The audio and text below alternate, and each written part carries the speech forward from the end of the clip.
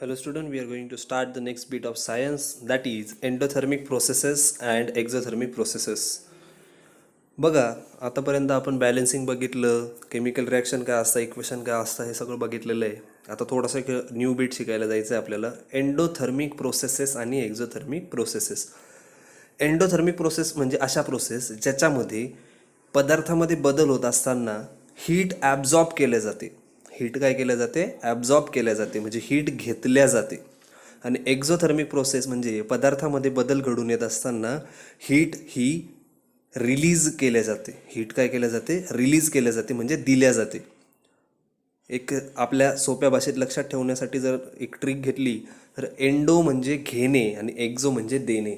Endothermic process काय लक्षात ठेवायचं, याच्यामध्ये काहीतरी घेतलं जातं आणि काय घेतलं जातं? हीट घेतल्या जाते. एक्झोथर्मिक प्रोसेस म्हणजे याच्यामध्ये काहीतरी दिल्या जातं. काय दिल्या जातं? हीट दिल्या जाते. एंडो म्हणजे घेणे, एक्झो म्हणजे देणे. मग एंडोथर्मिक प्रोसेस अशा प्रोसेस ज्याच्यामध्ये हीट ही सराउंडिंगकडून बाहेर आउटसाईडकडून ॲब्झॉर्ब केलं जाते.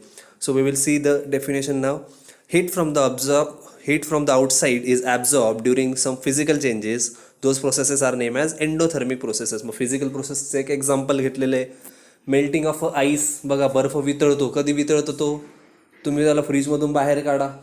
बाहेर काढल्यावरती त्याच्यावरती काय अप्लाय होते? उष्णता. उन्हात नेऊन जर बर्फ ठेवला तर लवकर विरघळतो. का? तर उन्हात ठेवतो म्हणजे आपण काय करतोय? बर्फ आता काय करतोय? हीट घेतोय, उष्णता घेतोय. So ice is absorbing the heat from the outside, that is the heat coming from the sunlight. So it would be the example of endothermic process. On the other hand, heat is given away or heat is released during the physical changes.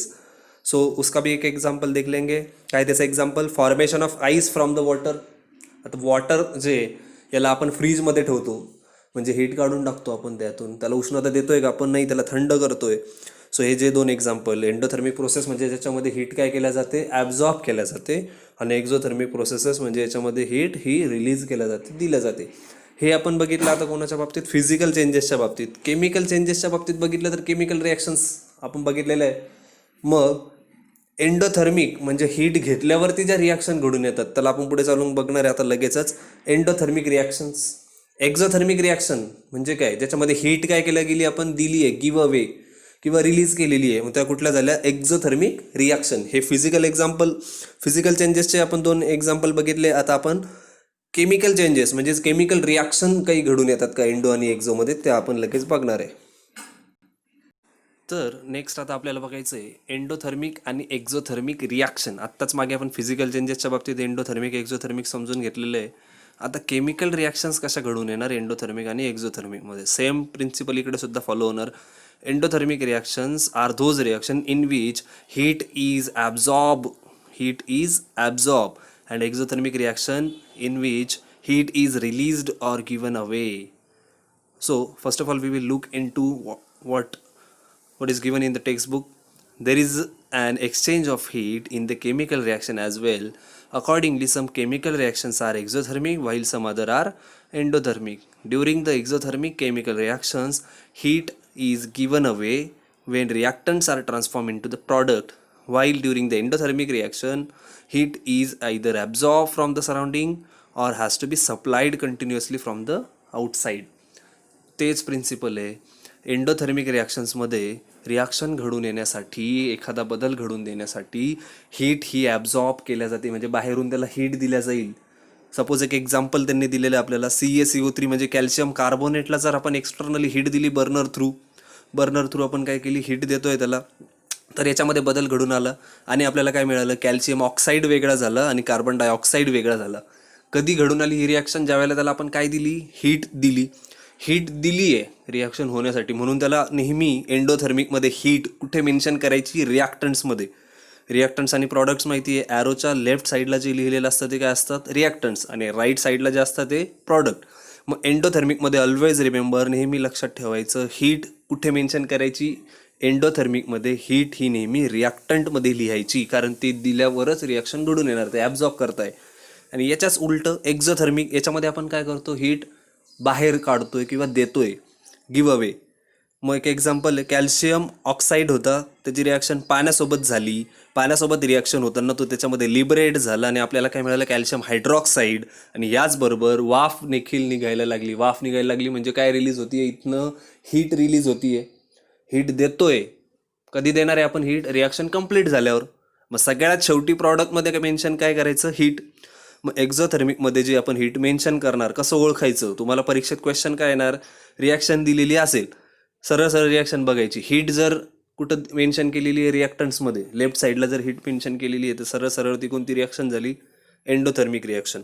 आणि heat जर प्रॉडक्टमध्ये mention केलेली आहे, heat कुठं mention केलेली आहे, प्रॉडक्टमध्ये, म्हणजे right साईडला reaction संपल्यावरती सगळ्यात शेवटी जर हीट लिहिलेलं आहे, मोस्ट ऑफ द टाइम एखाद्या वेळेला हीट लिहिलेलं नसेल, ॲरो दिलेला असेल अपवर्डवाला, त्याचंही तेच असे आपण बघितलं होतं, अपवर्ड ॲरो म्हणजे वरती जाणारा एखादा ॲरो दिलेला आहे, ज्याचं टोक वरच्या साईडला आहे, तरी देखील त्याला आपण हीटच कन्सिडर करणार आहे.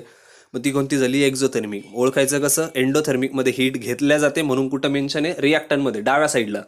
आणि एक्झोथर्मिकमध्ये हीट दिल्या जाते म्हणून ती कुठं मेन्शन करायची, राईट साईडला प्रॉडक्टमध्ये.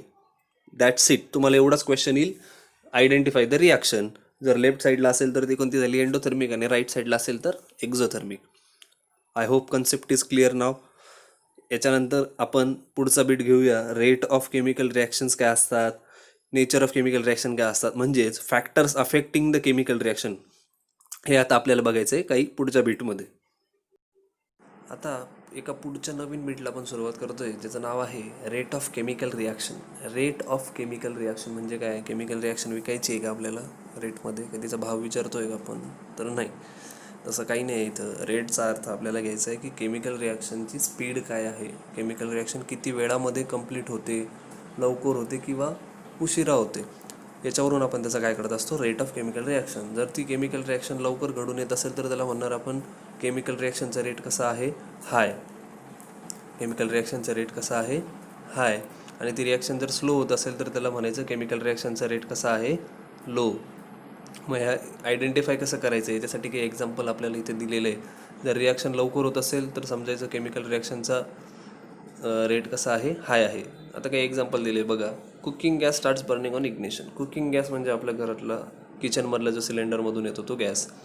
बघा, गॅस सुरू केला, लायटरने आपण त्याला पेटवलं की इमिजिएटली पेटतो. काही तो वेळ घेतोय का, 10 मिनटं 15 मिनटांनी आपला गॅस पेटतोय का, नाही तर तो इमिजिएटली काही सेकंड्समध्ये पेटतोय. तर मग याचा अर्थ काय घ्यायचं आपण की त्याचा रेट ऑफ केमिकल रिॲक्शन कसा आहे, हाय आहे. रेट कसा आहे केमिकल रिॲक्शनचा, high. Iron article undergoes rusting. लोखंडाच्या जर काही वस्तू असतात घरामध्ये तर त्या पावसामध्ये राहिल्या, पाण्यात भिजल्या किंवा हवेत एक्सपोज झाल्या तर त्या गंजतात. एका दिवसात गंजता का त्या, पाऊस पडल्या पडल्या दुसऱ्या दिवशी लाल होतं का, तर नाही. ही एक लाँग टर्म प्रोसेस आहे, याला उशीर लागतो. म्हणून या ठिकाणी केमिकल रिॲक्शनचा रेट कसा म्हणू शकतो आपण, कमी आहे. Rate of chemical reaction is low. असेच काही एक्झाम्पल दिले आहेत आणखी. Erosion of rocks takes place to form a soil. रॉक्सचं एरोजन म्हणजे क्षरण, दगडाचं क्षरण होतं आहे, म्हणजे दगडापासून माती बनते. एका दिवसात दगडाची माती झाली आहे का, नाही. त्याला कितीतरी शेकडो वर्षांचा कालावधी लागतो आहे, तेव्हा करून त्या दगडांची काय होती आहे, माती. मग इथं तर एक्स्ट्रीम लो झाला.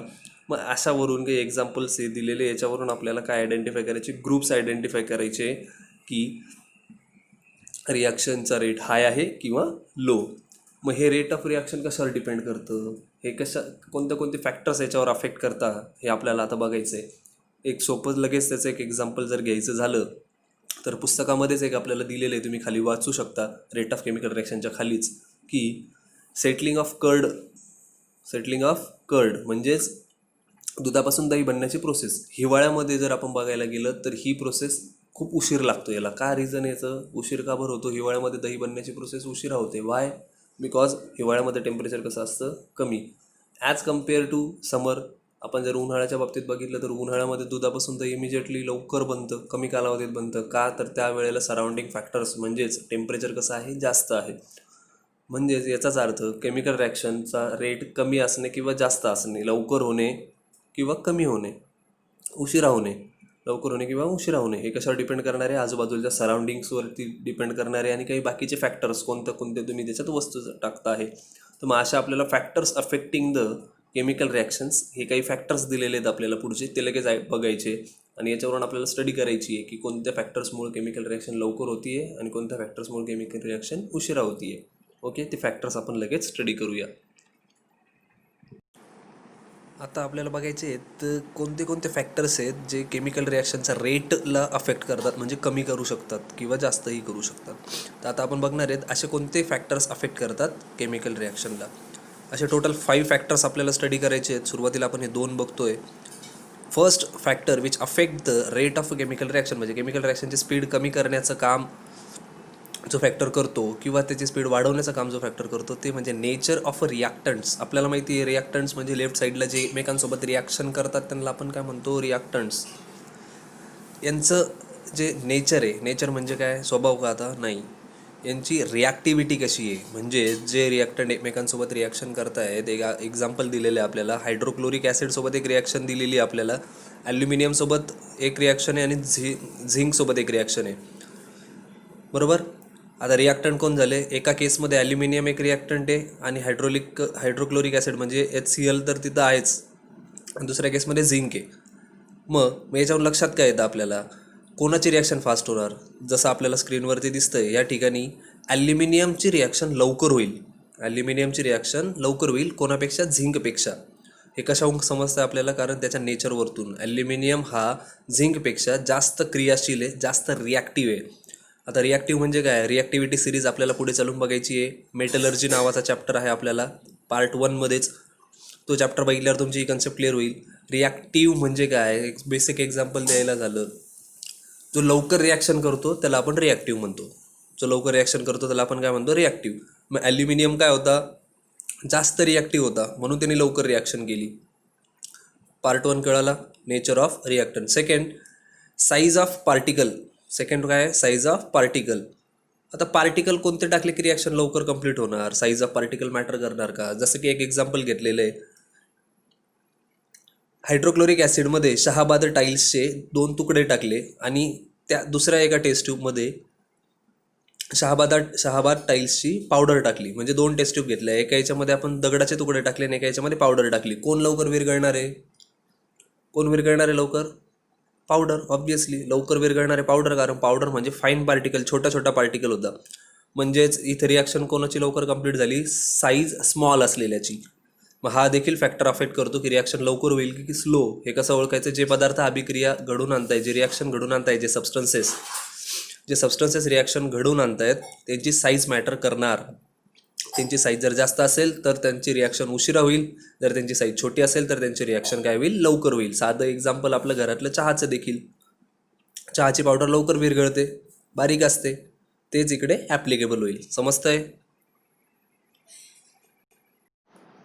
आता नेक्स्ट थर्ड जो फॅक्टर रेट ऑफ केमिकल रिॲक्शनला अफेक्ट करतो, इम्पॅक्ट करतो, तो म्हणजे कॉन्सन्ट्रेशन ऑफ रिॲक्टंट्स.